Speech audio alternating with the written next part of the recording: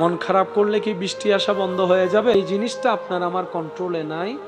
এই জিনিসগুলা নিয়ে কখনো ভাবার, টেনশন করার দরকারই নেই। তো করবোটা কি?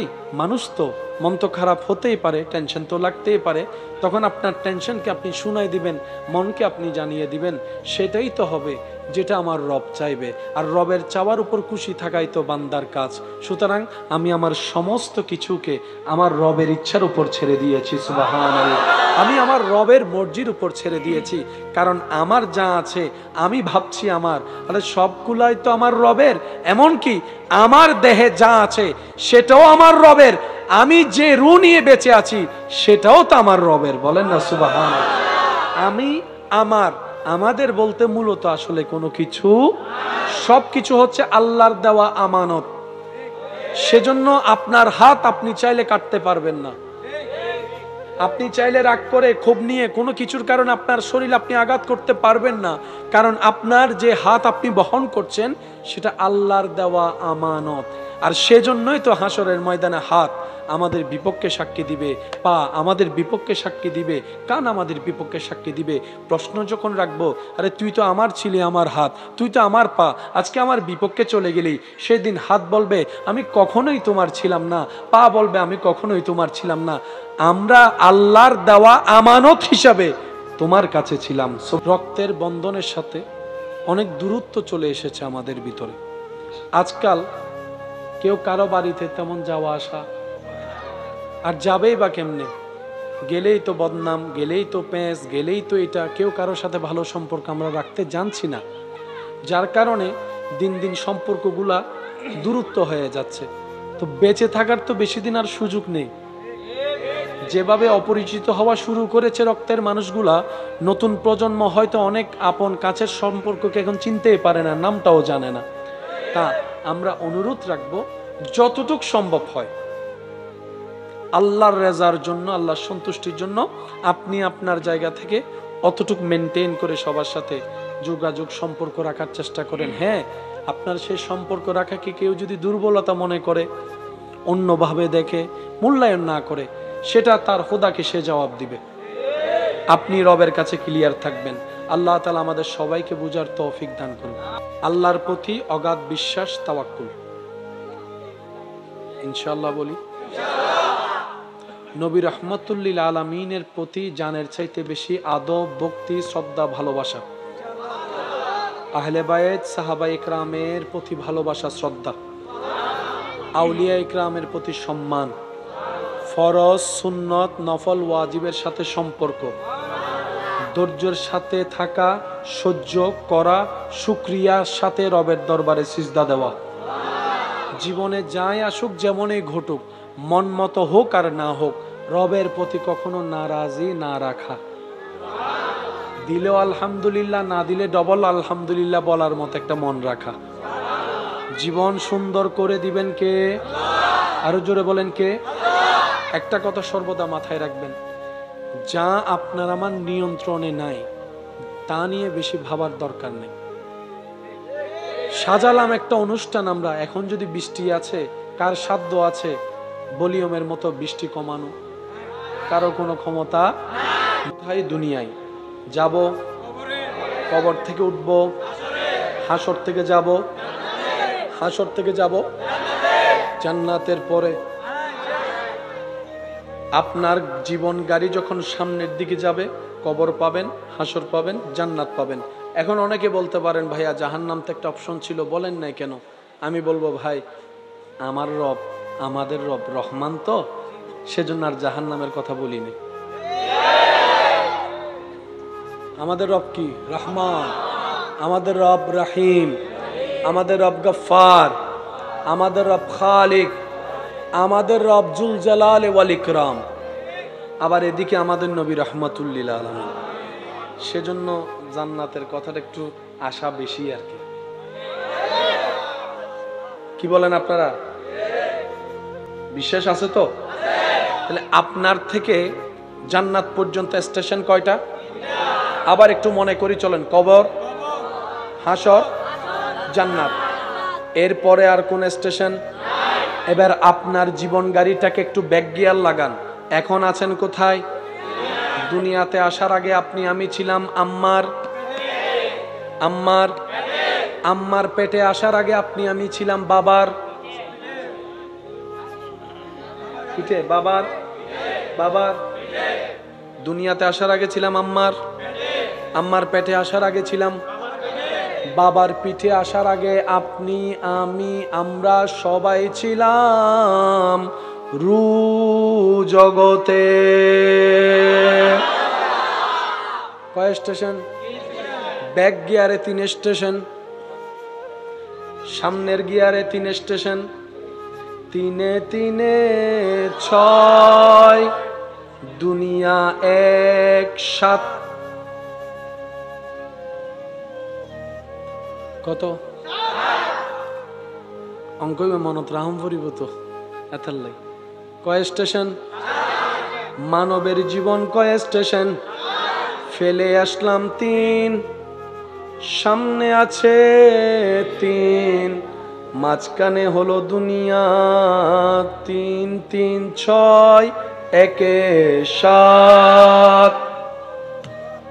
এবার বলেন সূরা ফাতিহার আয়াত সংখ্যা কত?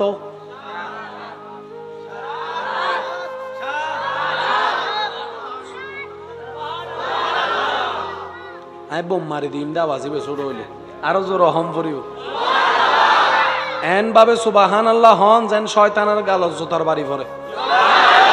ইয়া না বুঝা যাচ্ছে আশেক বইতে কি আরেকবার হই ফেলন। কত? জোরে বলেন। আসমান কয়টি? জমিন কয়টি? 7 অঙ্ক হালকা নেওয়ার জিনিস নয়।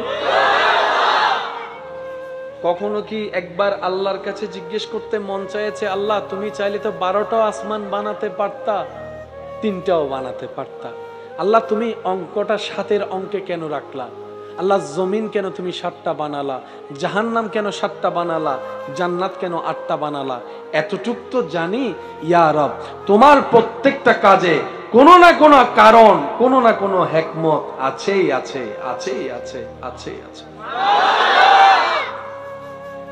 কেউ যদি সম্পদের অনেক মালিক হয়, সে যেন এই চিন্তায় না থাকে রব আমার উপর অনেক খুশি হয়েছে বলে অনেক অডেল সম্পত্তির মালিক করেছে। কারো সম্পত্তি না থাকলে সে যেন এই চিন্তায় না থাকে আমার রব বুঝি আমার উপর নারাজ, তাই এক বেলার খাবার আনতে আরেক বেলার খাবার ফুরিয়ে যাচ্ছে। ইসলাম বলে না না, মন ছোট করার কিছু নেই। রব্বুল আলামিনের হিকমতই এমন, কাউকে দিয়ে পরীক্ষা করে, কারো থেকে নিয়ে পরীক্ষা করে, কাউকে দিয়ে পরীক্ষা করে, কারো থেকে নিয়ে পরীক্ষা করে, কাউকে সন্তান দিয়ে পরীক্ষায় ফেলে রেখেছে, কারো থেকে সন্তান নিয়ে পরীক্ষায় ফেলে রেখেছে, কাউকে সম্পদ না দিয়ে পরীক্ষার রাস্তায় রেখেছে, কাউকে অডেল সম্পত্তি দিয়ে মহা পরীক্ষার মধ্যে ফেলে রেখেছে। সবাই আমরা আপন আপন জায়গায়, সবাই পরীক্ষার্থী, সবাই পরীক্ষার মধ্যেই আছি, সবাই প্রতি সেকেন্ডে পরীক্ষা দিচ্ছি। মাদ্রাসা স্কুলের পরীক্ষা বছরে 3টা অথবা 2টা ডেট মাস তারিখ ফাইনাল করে দিয়ে বলে দেওয়া হয় এত তারিখ থেকে এত তারিখের মধ্যে পরীক্ষা হবে, এইবারে এই তারিখে এই পরীক্ষা।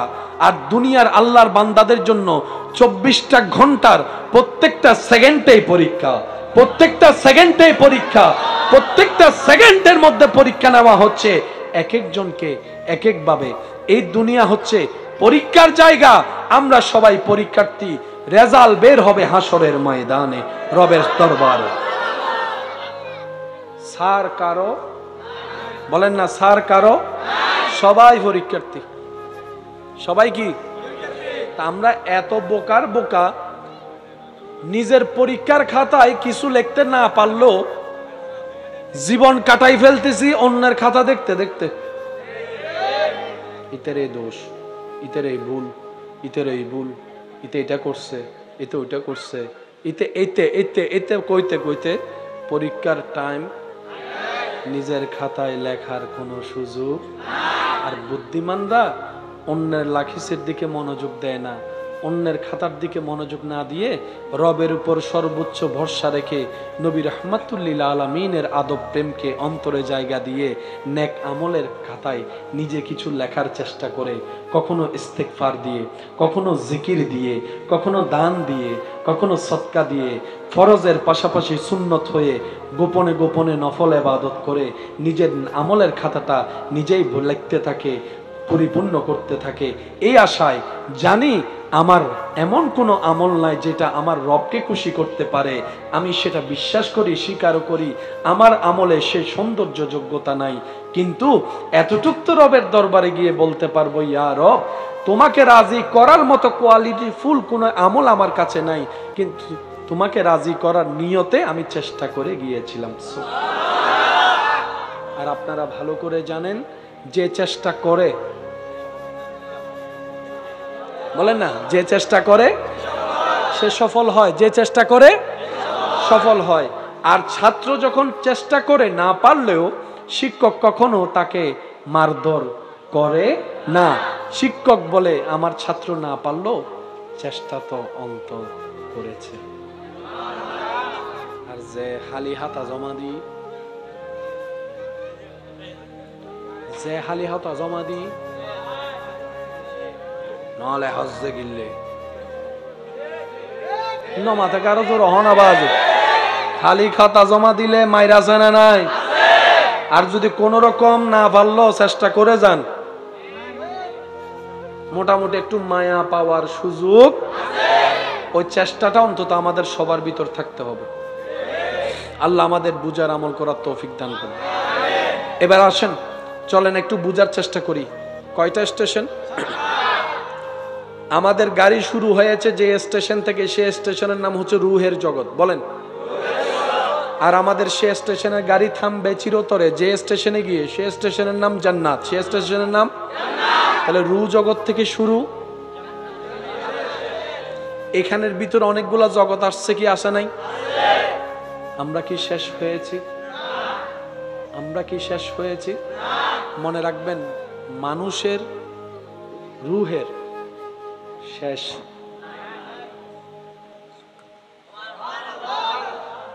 আর বদ্ধক্ষণ নো বুঝে একখানা চেষ্টা করলে বুঝদু, আরেকবার হয়ে ফেলন সুবহানাল্লাহ। আমরা অনেক মানুষ মনে করি মারা গেলেই শেষ। এটা অন্যদের শেষ হতে পারে, মুসলমানের মারা গেলে সাময়িক জীবনের শেষ হয়, অনন্তকাল জীবনের রাস্তার শুরু হয়। মুসলমানের অনন্তকাল জীবনের শুরু রাস্তার নাম হচ্ছে মৃত্যু। এবার আসেন, আমরা এখন আছি, আমরা এখন আছি, আওয়াজ দিয়ে বলেন, দুনিয়ায় আমরা আছি না নাই? মায়ের পেটে ছিলাম, মায়ের পেটে ছিলাম, বাবার পিঠে ছিলাম, রু জগতে ছিলাম। তাহলে আপনি যেজন এখন আছেন, মায়ের পেটে ছিলেন কেমন? মায়ের পেটে যেমন ছিলেন, বাবার পিঠে ছিলেন কেমন? বাবার পিঠে ছিলেন যেমন, রু জগতে ছিলেন কেমন? ভিন্নতা ভিন্নতা ভিন্নতা, সত্য কিন্তু মহা সত্য।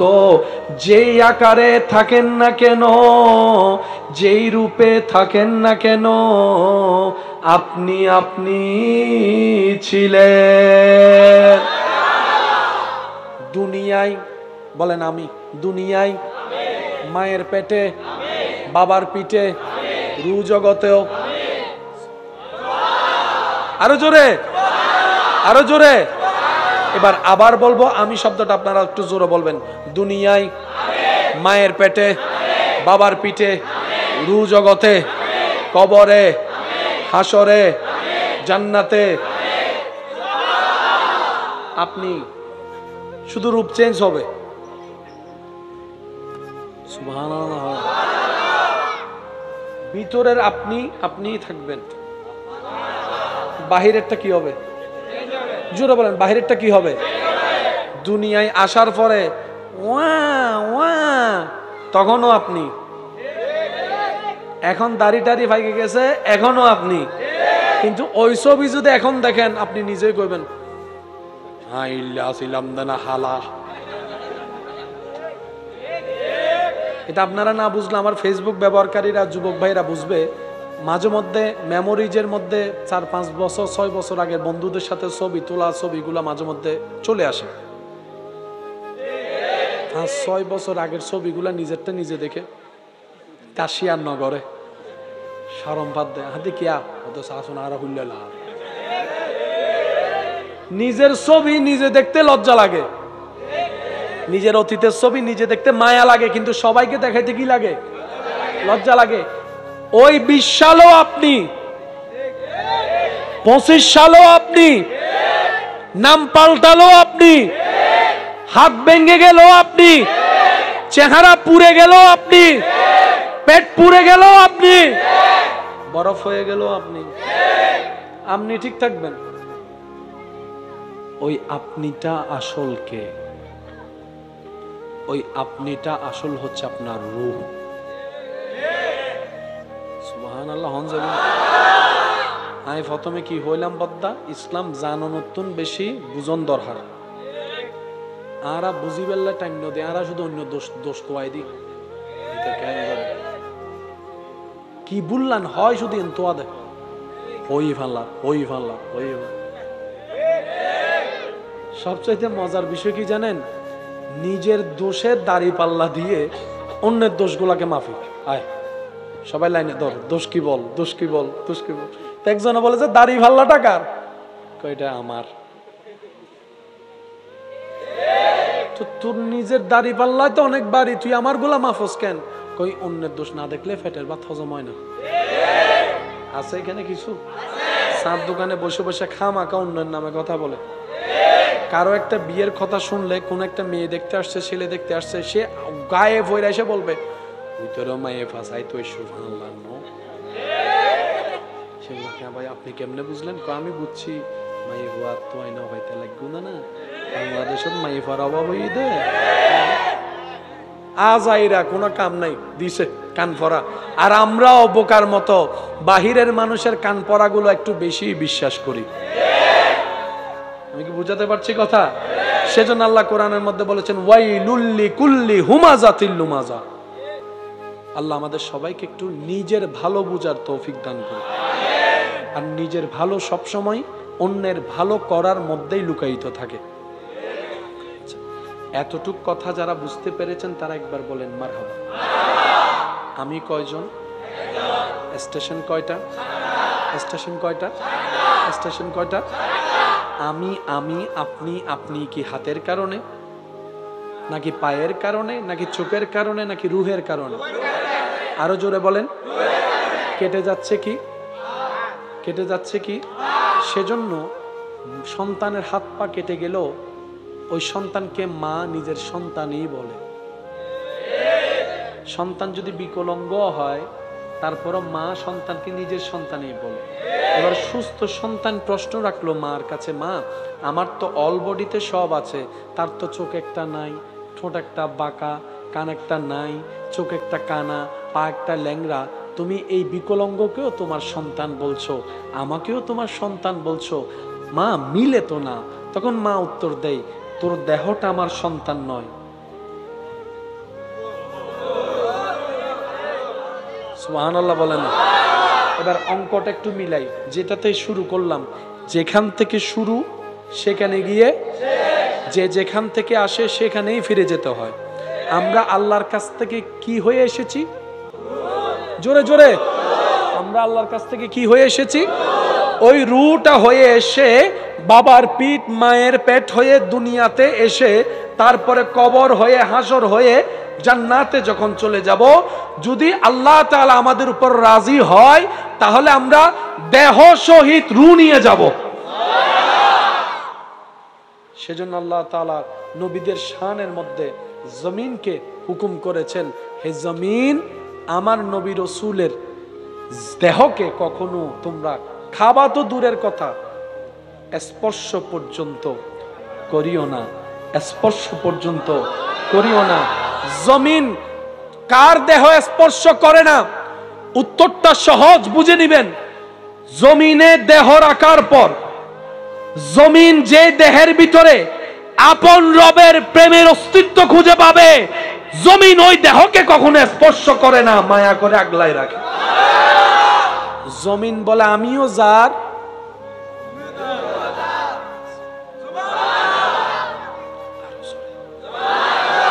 সবকিছুর মূলে কে?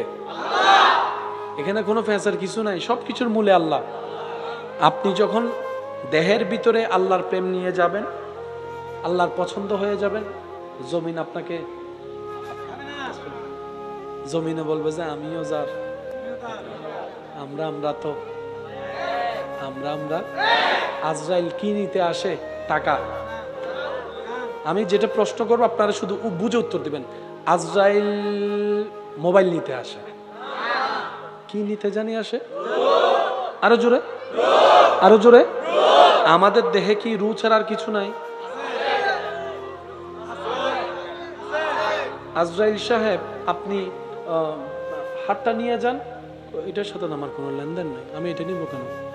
আমার সাথে রুল লেনদেন, শরীরের সাথে মাটির লেনদেন। আমি আজরাইলের সাথে রুল লেনদেন, এর সাথে মাটির লেনদেন। যার যার লেনদেন শেষে দেখবে আমার কি, আমি আমারটা করি, মাটি মাটিরটা করবে। এবার আজরাইল যাদের জান কবজ করতে এসে দেখে যাদের রুহের মধ্যে রবের প্রেমের খুশবু পাওয়া যায়, নবীর প্রেমের খুশবু পাওয়া যায়, আদবের সৌন্দর্য দেখা যায়, প্রেমের আলোকিত স্পর্শ দেখা যায়, নেক আমলের চাহিদা দেখা যায়, যাদের রূহ নিতে এসে আজরাইল দেখে এটা তো যেখান থেকে এসেছিল ওখানকার হক আদায় করেছে, যেখান থেকে এসেছিল ওনার প্রেমে মগ্ন হয়ে আছে, যেখান থেকে এসেছিল ওনার প্রেমে ফানা হয়ে আছে, তখন আজরাইল এমন ভাবে রূহটা বের করে, আজরাইল বলে আমিও যার, এটাও তার, আমিও যার, এটাও তার, আমিও যার, এটাও তার, এমন ভাবে নিয়ে বের করে কারো কোনো খবরও হয় না, ব্যথাও হয় না, কষ্টও হয় না। সবকিছুর মূলে আওয়াজটা আর একটু জোরে, সবকিছুর মূলে আজরাইল বলে আমিও যার, রুও তার। এবার রু নিয়ে গেছে, রু নিয়ে গেছে, আমাদের কাছে রেখে গেছে, কিছুক্ষণ পর সেটা বাধ্য হয়ে দিতে হবে। জোরে বলেন, আরো জোরে। মাটিতে যখন রেখে আসলাম, যতই মায়া করি না কেন, এই মায়াটার এখানে কোনো দাম নাই, বাধ্য হয়ে কিন্তু কবরে দিতেই হয়। একদিন রাখি আর 5 দিন রাখি, দিতেই হবে, এছাড়া দ্বিতীয় কোনো অপশন। এখন মাটিতে যখন রাখা হলো, মাটি ওনাকে পেয়ে বলে যে কিরে, আমার রবের নামের খুশবু পাওয়া যাচ্ছে, নেক বান্দা, আমার রবের নামের খুশবু পাওয়া যাচ্ছে। এবার প্রশ্ন করার জন্য প্রশ্নকারী আসলো, ওনারা প্রশ্ন করলেন, উনি উত্তরও দিয়ে দিলেন। মাটি বলে যে হ, ঠিকই তো মনে করছি, আমিও যার।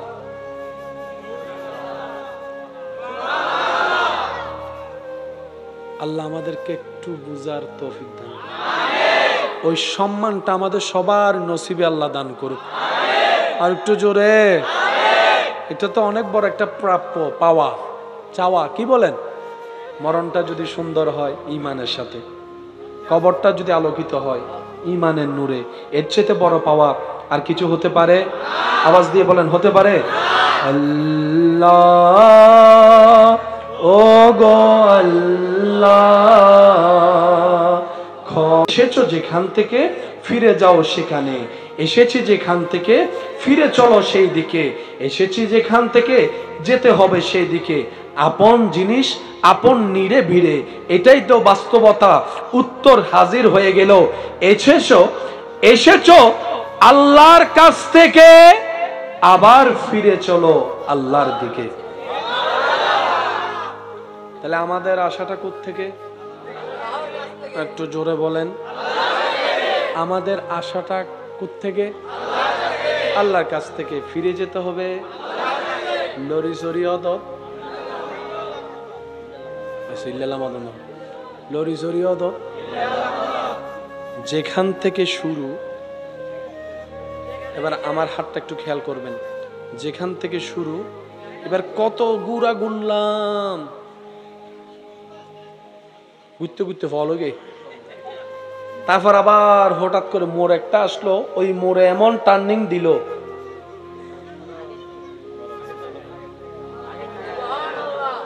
সুবহানাল্লাহ জোরে বলে। টার্নিং পয়েন্টটার নামই হচ্ছে মৃত্যু। সুবহানাল্লাহ, কি গরজে হইবেন না, এরকম সামনে আনে না তো, এরকম সামনে না,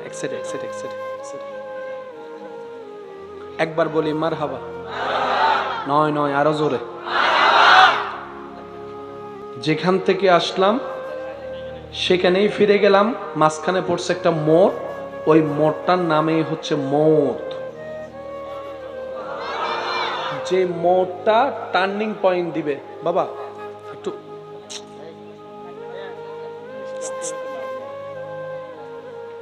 সমস্যা নেই, করতে করতেই শিখা হয়, ঠিক কিনা? আপনাদের সহযোগিতায় আল্লাহর রহমতে আপনাদের ভাইয়েরা এত বড় যে একটা আয়োজনের সাহস করছে, এটাই তো বড় ব্যাপার। কত মানুষ বুড়ো গিয়ে যে সাহস করি ন পারে, এলাকাতে আছে না, জোরহন এলাকাতে আছে না, যারা গুরু গুরু ফকল নামি গি অনারাত দোয়া আছিল, আল্লাহর রহমত আছিল সাজি গি। সুবহানাল্লাহ। আর কেন আসতে কমিটির ভাইদের জন্য মহাব্বত একবার বলেন মারহাবা। একটা কথা মনে রাখবেন আমার ভাইয়েরা, ইসলাম জানা যতটুক দরকার তার চাইতে বেশি ইসলাম বোঝা দরকার। পড়া মুখস্থ করা যত দরকার তার চাইতে বেশি পড়া মুখস্থ চাইতে বোঝা বেশি দরকার। ইসিম ফেল হরফের মুখস্থ করার নাম বাহাদুরি নয়, সাইন টিটা কস টিটা কসেক টিটার অনর্গল কথা বলার নাম বাহাদুরি নয়।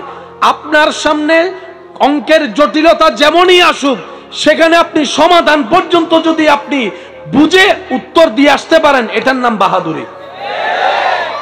সেজন্য বাংলাদেশের দৃষ্টিতে সবচাইতে কঠিন পরীক্ষা বলা হয় বিসিএস পরীক্ষা। সবচাইতে কঠিন পরীক্ষা কি? বিসিএস এর পরীক্ষা। কারণ ওইখানের প্রশ্ন দ্বারা সবসময় আপনার চিন্তার বাইরে থাকে, এমন এমন কিছুকে প্রশ্ন বানিয়ে দেয় যেগুলাকে প্রশ্ন হিসেবে আসবে বলে কেউ কখনো কল্পনা করে। সেজন্য যারা বিসিএস দেয় তারা সর্ব বিষয়ে একটু প্রস্তুতি নিয়ে যেতে হয়। আপনাদের যদি মনোযোগ থাকে একবার বলি মারহাবা। এবার আপনারা বলেন, আমাদের আসলে বুঝার দরকার আছে না নাই? যাচ্ছি কোন দিকে? যাচ্ছি কোন দিকে? আসলাম কোত্থেকে? এবার আমি সবার মনোযোগ চাচ্ছি। আমরা এখন আছি কোথায়? দুনিয়ায়। বলেন আল্লাহ যতদিন চাই থাকবো, তারপর আমরা চলে যাব মরণের মাধ্যমে।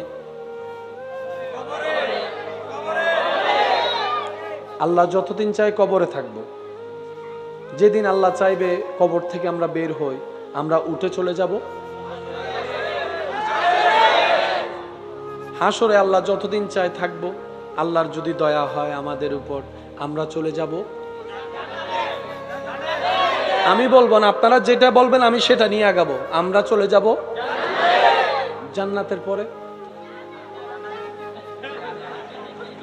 জান্নাতের পরে ডাইরেক্ট জাহান্নামে যাওয়ার কথা। দুনিয়ার পর, দুনিয়ার পর কবরের পর, হাসরের পর, জান্নাতের পরে আর কিছু।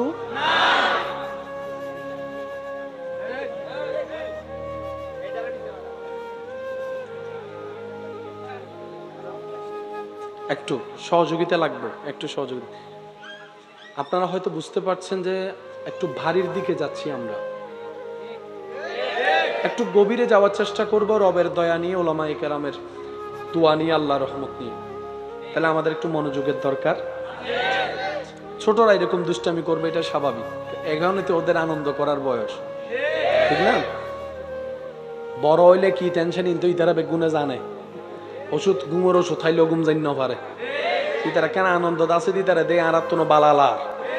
ইতারা তো বুঝা উচিত যে বরকল বসে আর কেন শতানে হম করলে বালা হবো, ঠিক না? দুনিমিককে বুঝা চলিলে না ফেম চলে, আর নলে তো ডাইরেক্ট আই হেট ইউ। আল্লাহ আমাদের সবাইকে বুঝার তৌফিক দান করুক। এমন ভাবে একবার দরুদ পড়েন, যেভাবে দরুদ পড়লে নিজে শুনে শান্তি লাগবে, পরিবেশ একদম শান্ত হয়ে যাবে। মন খুলে আল্লাহুম্মা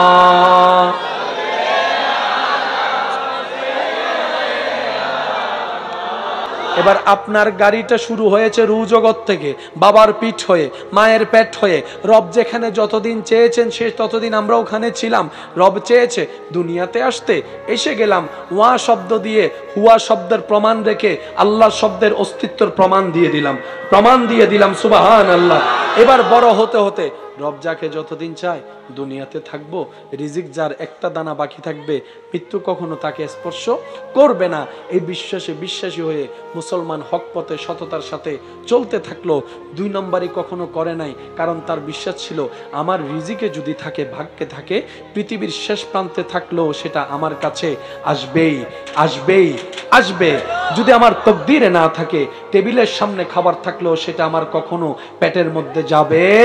এই বিশ্বাসে হকের উপর থেকে সুন্নতকে সাথে নিয়ে রবের সেই ফরজকে পালন করে নবীর প্রেম অন্তরে রেখে আল্লাহর ভয়ের শ্রদ্ধা রেখে জীবন চলাচল করতে করতে রব যতদিন চায় দুনিয়াতে থাকার পর এবার চলে যাবে কোথায়?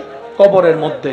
রূহ চলে গেল আসমানে, বলেন রূহ চলে গেল, দেহ চলে গেল মাটিতে, দেহ চলে গেল। রব যতদিন চাই মাটিতে থাকবো, উঠবো আমরা হাসরে যাওয়ার পর রব যখন দয়া করবে চলে যাব আমরা জান্নাতের মধ্যে। মনে রাখবেন, মানুষের জীবনের কোনো শেষ, বেঁচে থাকে কি দেহ দিয়ে না রূহ দিয়ে? রূহ কখনো মরে?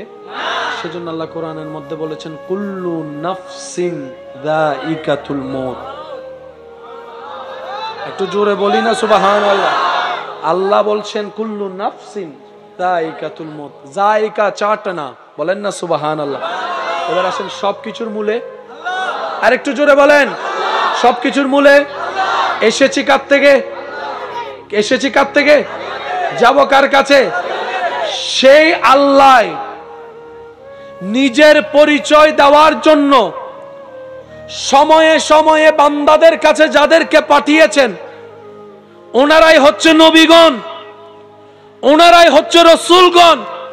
আর সেই নবী রসুলের লিস্টির ভিতরে আল্লাহ যাকে এককভাবে নিজের হাবিব ঘোষণা করে আলামিনের জন্য রহমত ঘোষণা করেছেন, তিনি হচ্ছেন আপনার আমার নবী রহমাতুল লিল।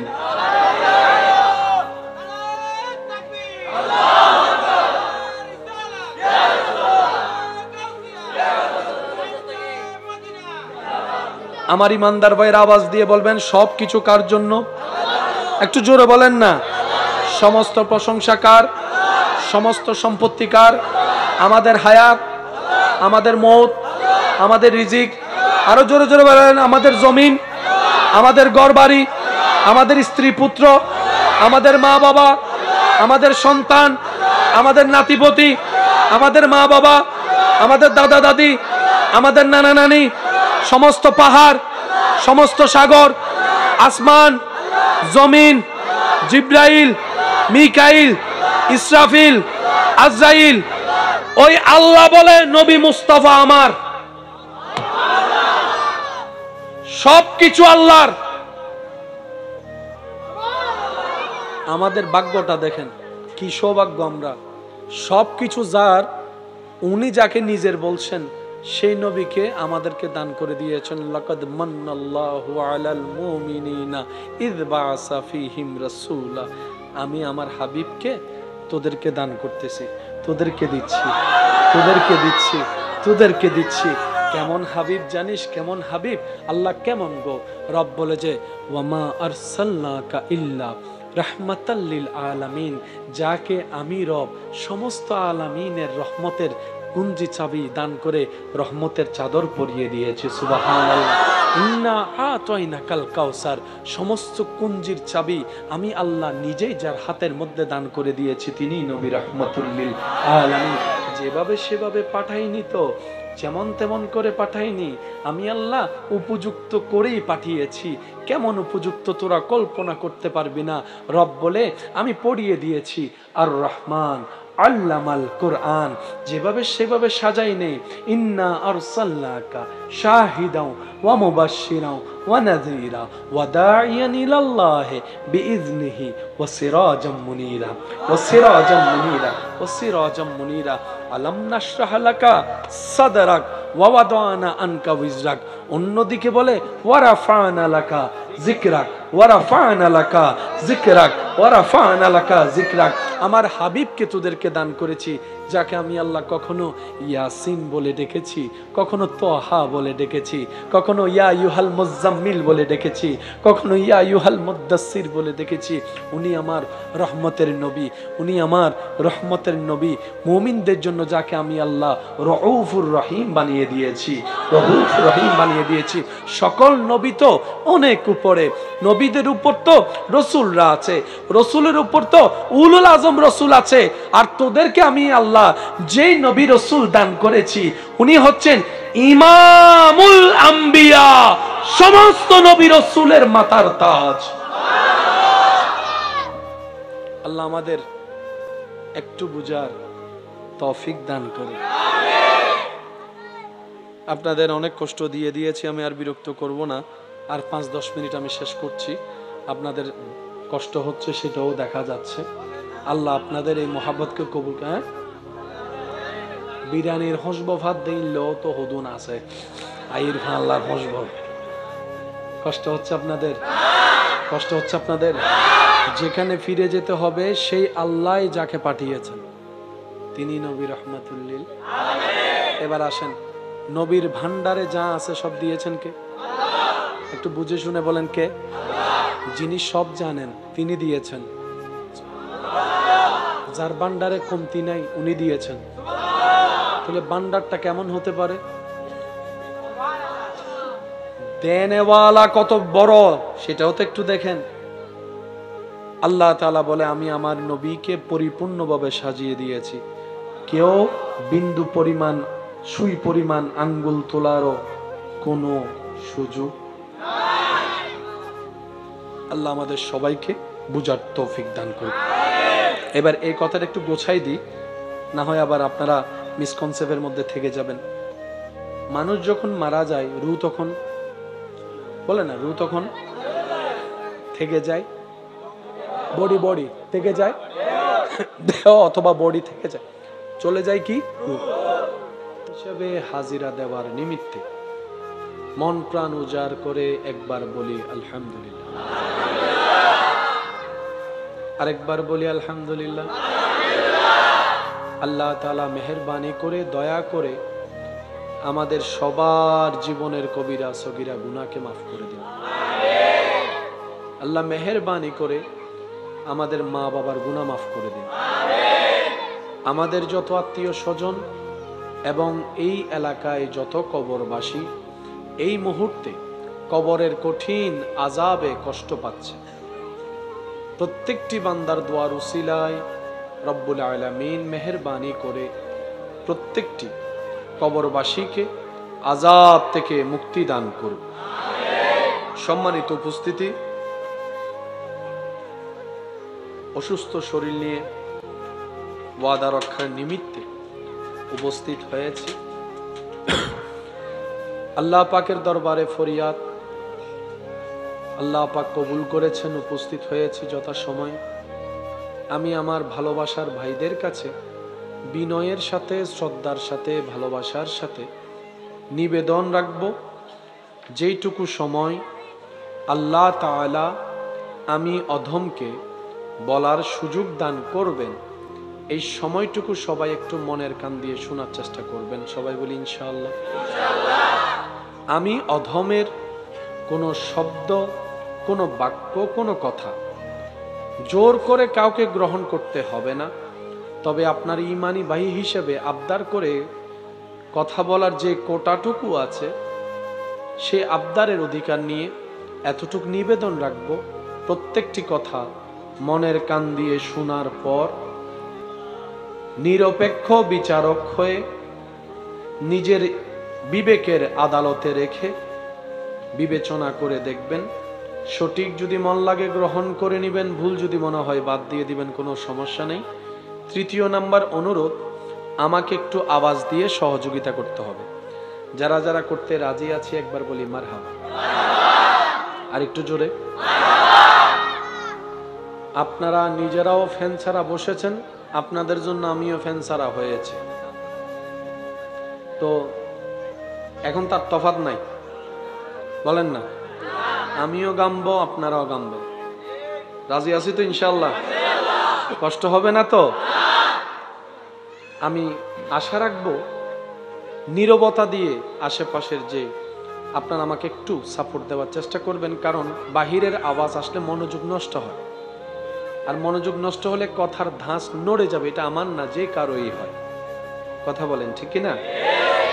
আমার শব্দ আলোচনা আওয়াজ যাচ্ছে এখানের ভিতরে, বিশেষ করে যারা স্কুল কলেজ ভার্সিটিতে মাদ্রাসায় অধ্যয়নে আছেন, আপনারা বিশেষ মনোযোগ দিবেন। এর চাইতে একটু বেশি মনোযোগ দিবেন যারা সায়েন্স নিয়ে পড়ালেখা করেছেন, করছেন, করবেন। আল্লাহ আমাদের সবাইকে বুঝার তৌফিক দান করুন। পৃথিবীতে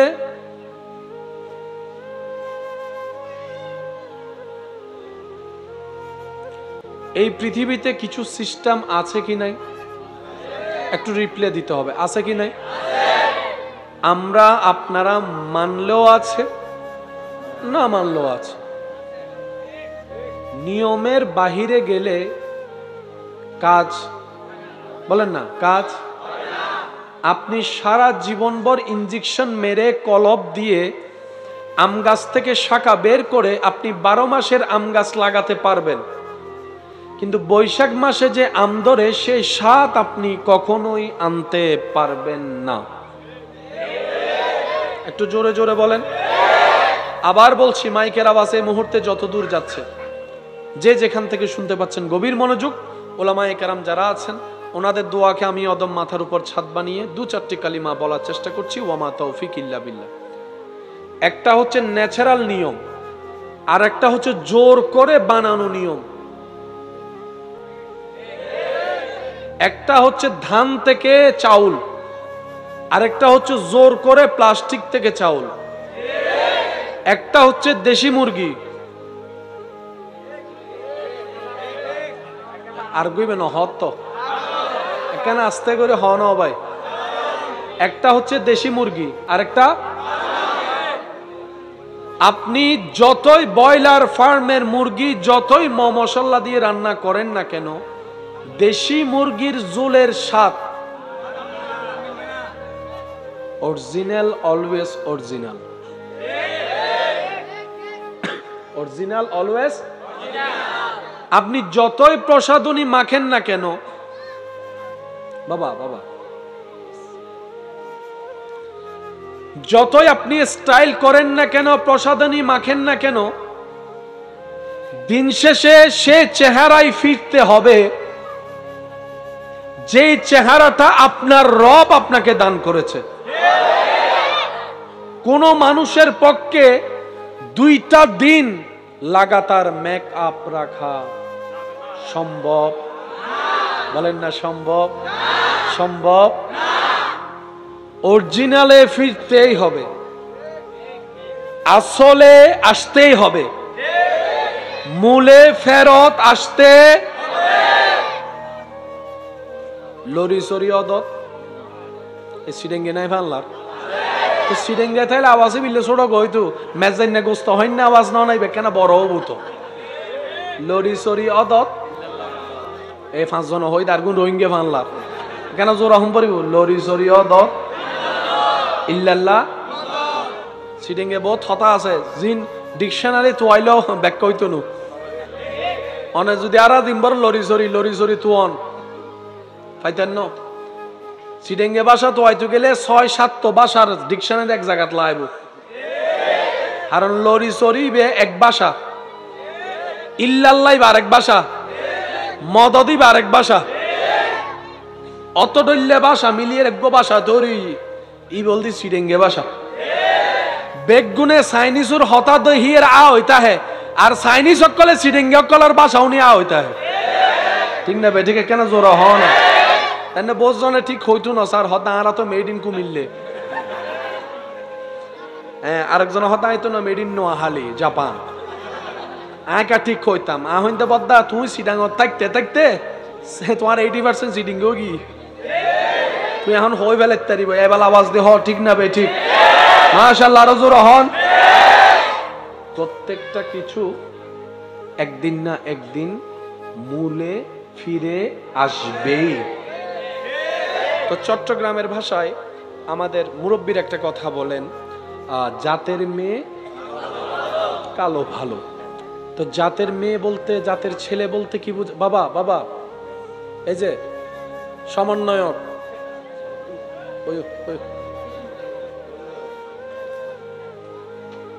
জাতের ছেলে মেয়ে কালো ভালো অর্থাৎ কি, রক্ত যদি ভালো হয় দিন শেষে সে আপন রক্তের নিয়মে ফিরে।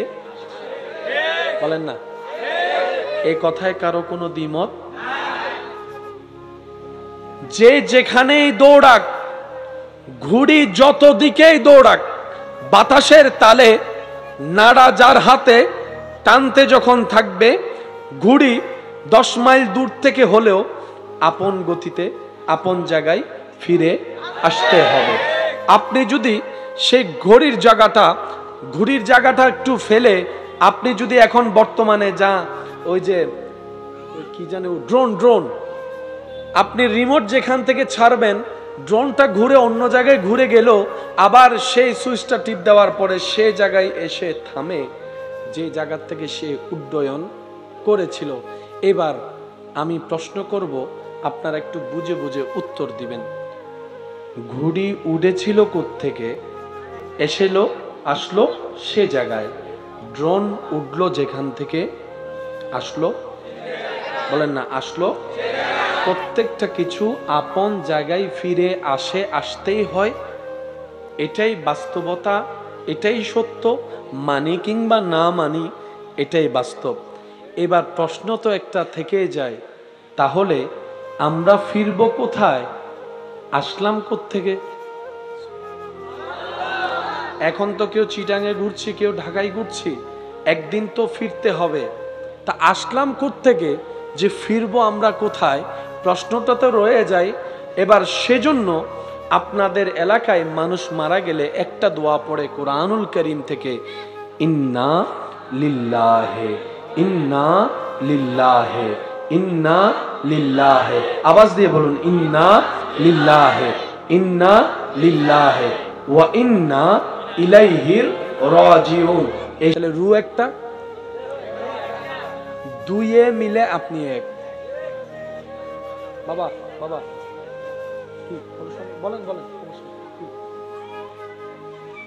আজরাইল নিয়ে গেছে আজিয়াবাদে হালিয়ে, এই সময়ের সম্মুখীন অন্য করিব না। আজি এখানে উনি ফেলেন, এত তার বুঝিবার টাইম নাই, এত তো প্র্যাকটিক্যাল সাইম দেয় না, এত সাইবেন মিলেন না নুমিলের। আজরাইল লগিয়ে দে, রায় গিয়ে দে, আজরাইল লগিয়ে দে, রায় গিয়ে দে, মাইনসে লই যাত দে, দোয়াই তো লই যাত দে, হাইটেট গড়ি লই যাত দে, মেডিট দে, তুলো রু এক কান, দেহ এক কান, দুইয়ানে মিলে অনয়ুন দে এক। তো এক কান তো আজরাইলে লগিয়ে গিয়ে এক কান রায় গিয়ে এন্ডে ইয়াও গিয়ে দে হজম, অনল দি হজম এন্ডে বুতর অনে হুন্ন যে জিয়ান হইবে না ইয়েন হইম দে অনারা নমাইতুন উজ্ঞান অলদি আজরাইলে লগি একখান রায় গি একখান রু একখান দেহ ইয়েন তো মানন এন্ডে বুতর অনে হুন্ন আওয়াজ ইবে ছোট হইলে আজি হজ্জে বাজে বুদে ডাইরেক্ট হই কেন জোর অনারা নমাইতুন ইদারা হন যারা যারা রুর ফককে ডেনাত তুলন অনারা নাম না এবার হন কি এবার আদ নামন আর বদ্দকল অনারা কি দেহ না রু অনারা কি দেহ না রু অনারা কি দেহ না রু মেডিয়া হাত দেখি তা হাইলে হক গুণ অনতা আসন অনহুন্ন মেডিয়া হাত দেখি অনারা হাই না আজীব ব্যাপার দোয়া করতে লাগবে না দোয়া করতে লাগবে না আচ্ছা ইনশাআল্লাহ আল্লাহ কবুল করুন আমিন বাজান ও বাজান বাজান বুঝুন আজ আপনার কেন ফলা ইটি তো চলিবে কিছু তো লগিয়ে দে হনে কি লগিয়ে দে এবার হন আরে লগিয়ে দে হন লগি দহন হারে হারে কেন জোর হন হারে তো ফুয়াই ধরি হান্দার দে ইবে তো অনে ন এটা লাই তো অনে হাতে হাদিস ফারা আসলে বুঝিবার চেষ্টা নকরি দি গফ গুনাগার মানুষের যাতে দেহ ইয়নরে লই যায় রু চিৎকার করে করে হদ আরে ননিস আরে ননিস আরে ননিস আবাসি মারা হন আবাসি মারা কিন্তু ফাঁকি উনি অনার একটা খবরস্থান আছে না মাঝে মধ্যে চাইন খবরস্থানের মধ্যে ফাঁকি টাকি চিল্লাই যুবকসকল মোবাইলের ভিতরে ঢুকি গিয়ে দিন এখানে খেয়াল নকরিবে না হওয়া খেয়াল করিবে মাঝে মধ্যে চল গরু ঢুকিলে চিল্লে চিল্লে বাইরে যাবি তো মুরব্বী কলে হদে চলের কোন খবরত আর 500 পাওয়ারি চশমা আর ওই 17 প্রো ম্যাক্সর আইফোনের ক্যামেরা দিয়ে জুম করে চাইলে দেখিন না মাইলে ফিরে ছোট্ট গোসরে ফাঁকিতে বেগিন দেখেন আল্লাহর কুদরত না কেন বুঝিবে চেষ্টা করুন ছোট গো ফাঁকি আর বল আশরাফুল মখলুকাত তখন হবেন আশরাফুল মখলুকাতে কেন ন দেহে আহিন্দে বদাত অনে আই যারা আশরাফুল মখলুকাত মনে করি না আশরাফুল মখলুকাত ন তো ইতের আরে দেরে তো কুত্তো আসে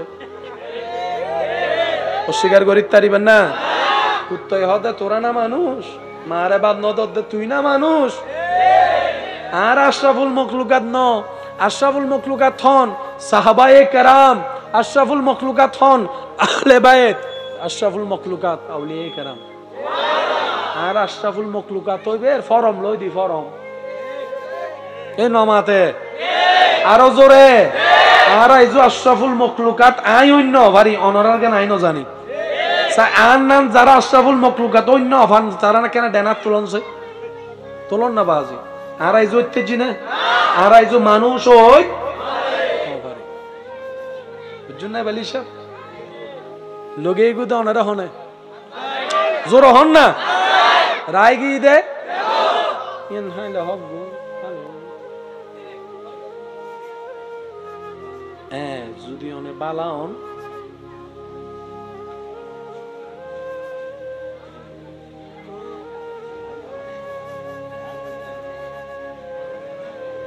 কেন হইতে নি তো বুঝম পড়িব যদি অনে আল্লাহর বন্ধু হন প্রিয় হন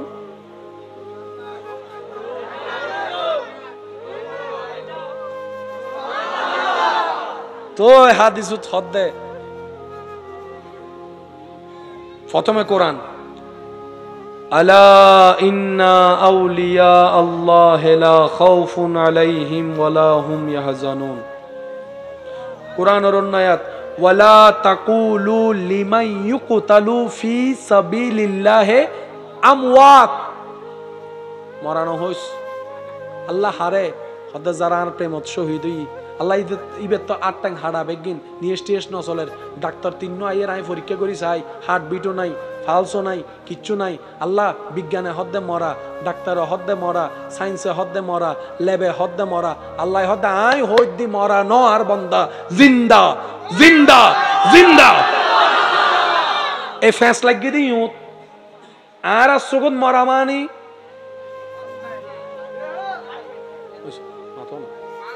ডাক্তার হাসে গেলে ডাক্তার প্রথমে কি হয় চাই আত্মান দ ইন্দে করি দরে ইন্দে করি করি চাই চাই না তারপর হদে চাই না তারপর হদে জিব্বে বাইরে কর কেন হইলে বজনের সময় বাইন্য করে আছে না তারপর ইন্দি লাগা না তারপর ইউদ দেয় না এনে কি চা দেয় ইবে হন্ডলে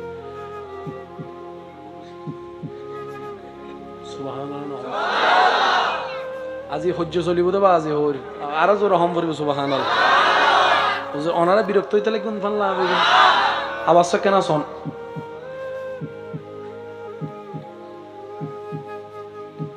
ইবে কি আরাত তো না বেগুন তো ইবে তাইলে জিন্দে ইবে নাই আরেক মানুষ বেশ হয়ে পড়ে গিয়ে ডাক্তার টাক্তার নাই বেগুনের চিন্তাত পড়ে গিয়ে আরেকজন হতে তুই ওরা ইতে ইন যাতে না ইতে ডাইরেক্ট ইয়ে লাগাই দিই ইয়েন দেয় এই আসা আসা আছে তুই কেন বুঝছিস হতে তোর ফরাত্ত সারা কেন লই ভাল্লার আছে না কিছু গরদ নীতি মাফ সবাই মিলে কি আওয়াজে আল্লাহ ও গো আল্লাহ ক্ষমা করে দাও মাফ জীবন মোদের যতদিন থাকিবে সুপথে চালাও মাফ করে দাও আল্লাহ ও গো আল্লাহ ক্ষমা করে দাও দিল যাদের মন দিয়ে শুনছে কথা তারা একবার বলেন মারহাবা এবার নিতে আসবে কে মাশাআল্লাহ নিতে আসবে কে ভাইয়া কি নিতে আসবে হ্যাঁ কি নিতে আসবে কে নিতে আসবে এবার আমি কি বললাম এসে যখন আজরাইল দেখবে আমিও যার এবার আজরাইল সেই বান্দাদের সামনে এসে বলে মজবুত আমার মওলার পাওয়া যাচ্ছে রে তোর কাছ থেকে না আরেকটু আস্তে করে বলে তোর থেকে তো আমার মওলার খুশবু পাওয়া যাচ্ছে প্রেমের খুশবু পাওয়া যাচ্ছে আমিও যার তুইও তো তার আমরা তো আপনা আপন আপনকে কষ্ট দেয় না তো আপন আপনকে ব্যথা দেয় না তো দুনিয়ার আপনরা আপনকে ব্যথা দেয় মওলার আপনরা আপনকে ব্যথা দেয় না তুই তো আমি আপন ওই দৃশ্যটাকে আল্লাহ তাআলা যেটা সাধারণ মানুষ দেখে না জানে না শুনে না ওই দৃশ্যটাকে আল্লাহ কোরআনের মধ্যে এইভাবে বলছেন ইয়া আইয়াতুহান নাফসুল মুতমাইন্না ইরজি ইলা রাব্বিকা রাদিয়াতাম মারদিয়া ফাদখুলি ফি ইবাদি ওয়াদখুলি জান্নাতি আরো জোরে বলেন শব্দটা বলেন আমিও যার তুমিও তার আমিও যার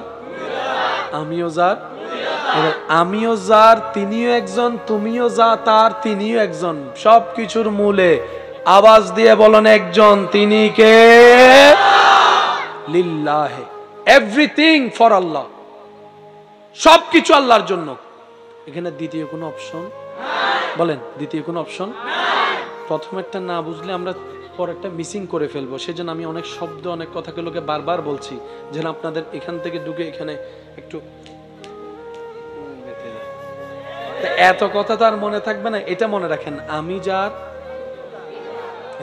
কিপটে করল না মাতি বই দিকে আরো জোরে আমি যার তুমিও তার আমি যার আজরাইল এসে বলবে আমি যার তুমিও এবার মাটিতে যাওয়ার পর মাটি বলবে আমিও যার তুমিও সবকিছুর মূলে বলেন সবকিছুর মূলে ডাক্তার তা হ্যাঁ না কিছু হইলে ডাইরেক্ট ওষুধের নাম হয় না ভাগ বা হাসু না এখন ভালো হয়ে যাবে তো আসে না কিছু আছে না ডাইরেক্ট তো ওষুধের নাম হই বেলার দে আর আর আর হদুন আন্তর্জাতিক ওষুধ আছে কি নাভা প্যারাসিটামল ফ্লাজিল ওর স্যালাইন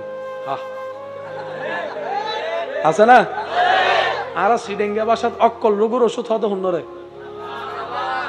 প্যারাসিটামল কি ইল্লে গো ডাক্তার শুধু প্যারাসিটামল দিতে দেয় শেষ পর্যন্ত এলাকার মানুষ ইবেন নাম দিতে ডাক্তার প্যারাসিটামল ইল্লো আছে না হন আওয়াজ কষ্ট অন্য হন রাতুন একবার হন মার হবা আরো জোর হন মার হবা হার্ট বিট আছে জিন্দা আছে হার্ট বিট নাই জিন্দা নেদারল্যান্ডের বিজ্ঞানী হদ দেয় এত দামি একখান জিনিস বুতুর আওয়াজ আছে আর আর যুবক ভাই একল হাতুন বানা জানে প্রত্যেক আওয়াজের গর্ত আছে প্রত্যেক আওয়াজের কি আছে ইয়ে কেন বুঝি হমফরি প্রত্যেক আওয়াজের কি আছে অর্থ আছে এবার অনেক গর যদি উনন মাইকুন মিদ্দি কে উল্লে গরের আওয়াজ হই না অনন্য না এবার অনউনি আর কি বুঝুন কি করার দেয় তাহলে আওয়াজের কান ভাষা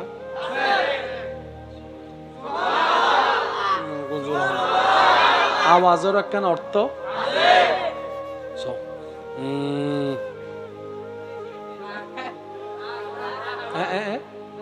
রাগিয়ে নহ তারও জোর হনা হতা আছে না হতা আছে না আওয়াজ আছে না আওয়াজ আছে না আওয়াজই না কেন অর্থ আছে না ওই ডাক দেয় না আছে না অর্থ প্রত্যেক কোন আওয়াজের একটা অর্থ আছে সুবহানাল্লাহ প্রত্যেক আওয়াজের কি আছে অর্থ আছে এটা লাইরি ওনারা আওয়াজ নিলে হত্যানন্দ হুন্ন আইফোন অট্টন হুন্ন স্যামসাং অট্টন সেট স্বর্ণ ভরে এটা হদুন আইফোন কিনি না পাইলে কেন করে 3000 টাকা দিয়ে অপ্পো কিনিয়ে রে এটা রিংটোন লাগাতে আইফোনের নাই ফালানো এলাকাতে আছে না এটা হতে রিংটোন লাগাইতে গার টিয়া লাগেন না ল লাগা আছে না হুজুর অনে যাবেন দা অনে আসুন নাই আছে দি অনে অনে কেন বই অনে তো মনোজাত গরম পড়বে নো নো নো নো অনে আর তুলিবে না আমি হ্যাঁ ফলো করলে হাসান হাসান শেষ করে দিস আর হুজুরের হস্টর শেষ করে দিস একবার হন আলহামদুলিল্লাহ মানুষের ভিতরে যে হার্টবিট আছে এই হার্টবিটের আওয়াজ আছে না নেদারল্যান্ডের বিজ্ঞানী পরীক্ষা করি সাথে এই হার্টবিট হলো উগ্র শব্দ হলো বারবার মিলেন ইবলদি আল্লাহ আল্লাহ আল্লাহ আল্লাহ আল্লাহ আল্লাহ জোরে জোরে আল্লাহ আল্লাহ আল্লাহ আল্লাহ আল্লাহ আল্লাহ আল্লাহ উচ্চ আওয়াজ হন মারহাবা আল্লাহ আল্লাহ হার্টবিটের আওয়াজ হলো মিল আছে ইমাম গাজ্জালি হদ দে হার্টবিট বন্ধ হইলে মরে দেন যেতে হার্টে আল্লাহর নাম জিকির বন্ধ করে আর কেউ যদি নিজের জীবন মৃত্যু ধৈর্য ধরি সহ্য করি শয়তানের মুকুল লাথি মারি রবর রহমত ছায়াতলি তাই এরা হনরহম সারা দেহন মৃত্যু আল্লাহ নামর জিকির চালু করি ফেলে তারে